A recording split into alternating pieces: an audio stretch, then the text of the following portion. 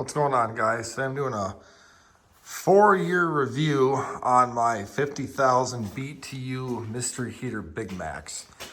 I got a 1-year review video on this, and then I have the installation kind of video on it. And I wanted to go over this 4 years later to explain the pros, the cons, stuff I've ran into, how it's still put in here, what's changed, anything else. First and foremost, I will say, a lot of people on here had comments that these were really unreliable and that they're junk and buy a Resner or a Modine and spend the extra money. And maybe for them, they've had that issue. For me personally, I have yet to have a single issue with this other than the way I have this installed. I'm going to go over the cons first before I do the pros. Now, I have this on propane, not natural gas. I am in the middle of nowhere. I don't have access to natural gas. I will link the other 2 videos down below, but the way I have this piped in here is I have my plumbing like this to that line to a valve on off out the side. Let me go outside and show you this quick. I have a 100-pound LP tank out here, and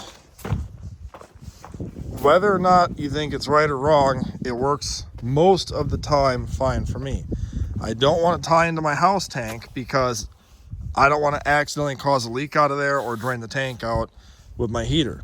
So it comes out of here, goes down to this fitting here I got all tied in nice down to this flex hose, to a regulator here, and then into my 100-gallon tank, okay? What I found in the winter is when it's really cold out, I'm talking like 15-ish, we'll say, degrees and lower, there is a rubber piece right there. This gets pushed in by the end of that hose. I found that this will freeze. That rubber gets so hard that even though it's already in here, when you go to turn this valve on, that rubber piece won't open to allow propane to go through the system here. That's happened several times. What I found I have to do is I'll take this apart, bring the tank into my shop or into my house, for a little bit, or somewhere warmer, and let it heat up for a little bit. Take my finger and kind of plunge that thing in and out of it a little bit, and then put this back on there. I do believe if you just simply had this tank in an enclosure with some insulation around it or something, it probably would help. Right now it's out in the bare open, so it gets all the cold. Where I live in Wisconsin in the winters, it does get to negative 50th wind chill here. So that was the only issue I've had of the heater not working. Pretty simple fix too. Like I say, it just has to keep it warm. So, but that is how I have mine hooked up. I do know a lot of guys like to have it tied into their house tank. I just don't. I mean, running a line would not be hard to go to there. But if it springs a leak, then my house tank has no propane, and then I'm screwed there. This I can take and fill up, or use the small tanks too. That's just how I did it. So just, food for thought. And yes, I could get another 500-gallon tank or a 300-gallon tank and put next to it for that. I just don't feel the need to do that. So that's how I have that setup going. As far as the exhaust goes, this is your standard exhaust. I think this is a 5 or a 4-inch pipe, which I ran. Has a flex joint here and a flex joint here. And then it goes up through into here. And I have the pass-through, whatever, on both sides for the heat shield. It goes up to a double wall insulated pipe and then through the roof with the same style here. And then the roof, it comes out, right there, and that's galvanized pipe. I will tell you right now, I don't like that end cap. I want to change it out. Water does get in there. When it rains out, because it's got openings right there on the sides, the rain blows like this into it, and it gets wet and starts to leak water down. I highly recommend, if you're going to do that, get the style I have up here on my wood burner. Try and make this easy. but it covers, it's more of a cap. So when it rains, it doesn't really blow into there as easily. So just, again, that's kind of food for thought to me. So that's that. Other than those two issues, that's the only two issues I've had, has been simply that rubber piece freezing, and then water will come down this and start to drip out of this. You can kind of see where the tapes came off. This is like some kind of a high temp HVAC tape I got at Home Depot. I wanted to seal off all the joints so I don't get carbon monoxide in my garage here. And my thermostat is still working just fine. It simply just moves back and forth. There's no battery in it at all. It's got a mercury switch in there. Then for the power, I have a switch right here to turn on. And then as soon as you move that guy, it'll turn it on. And then that's the on-off switch for the propane. Literally though, I don't even cover this thing up in the summer.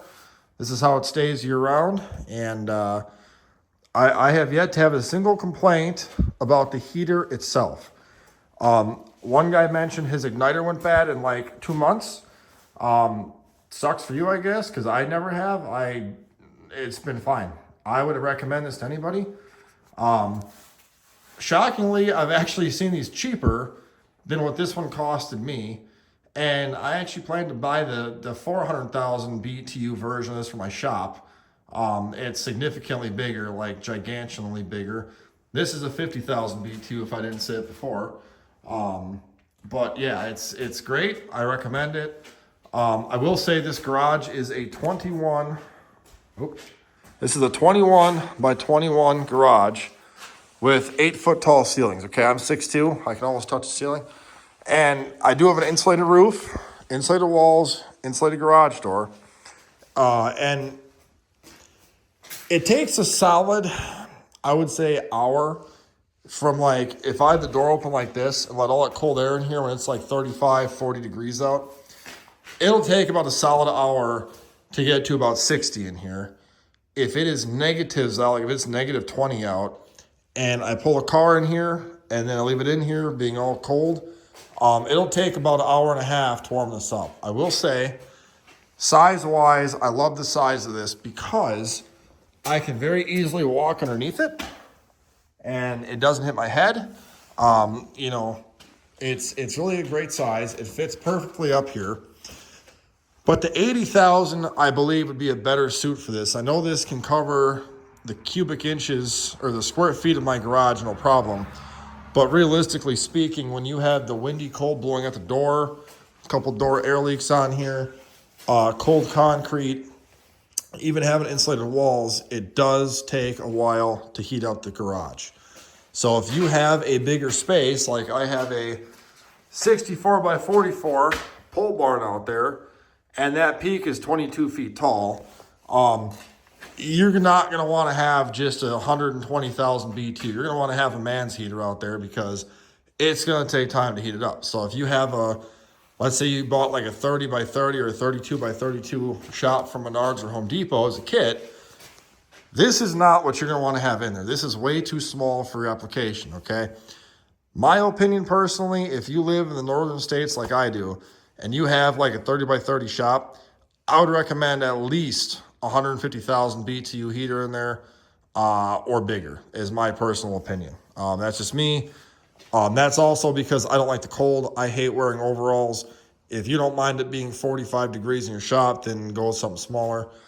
But if you have like, for example, if you built a pole barn that was like a 40 by 50, I'd recommend at least a 250,000 BTU for in that thing to make sure it stays warm.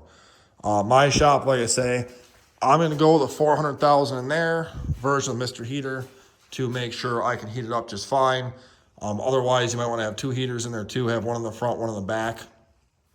I was actually debating on putting one over here, but I'm not going to be using my garage anymore for working on cars now that my shop is done. So it's basically going to be for the really cold days to turn it on to keep my cars warm so they don't freeze out here. Or if I have to come out here for whatever reason to do something, then I can have it on. But also, too, it is a 110 volt. It is not a 220. In case you guys were wondering that, too, it simply is a 110 volt. Trying to think what else here to tell you guys. There is no filter on the sealer, just so you guys know. It simply blows air from the back through the heat exchanger. Oh, that's another thing too. One guy said his heat exchanger cracked. Mine hasn't, and that's what this is a heat exchanger, these tubes. So, you know, maybe somebody got an unlucky one, but like I say, mine's been great. Not one complaint about it. I recommend it. It is heavy as hell for one person to try and hold it up and then put these on. I'm going to link my other two videos on this so you guys can kind of see the installation, stuff like that. This is supposed to be more of a review than talking about, you know, the in-depth of it, but wanted to make a 4-year review on this thing and just show you guys how much I do like it. I think it's great, and I do recommend it, and I hope this helps you guys out. Thanks for watching.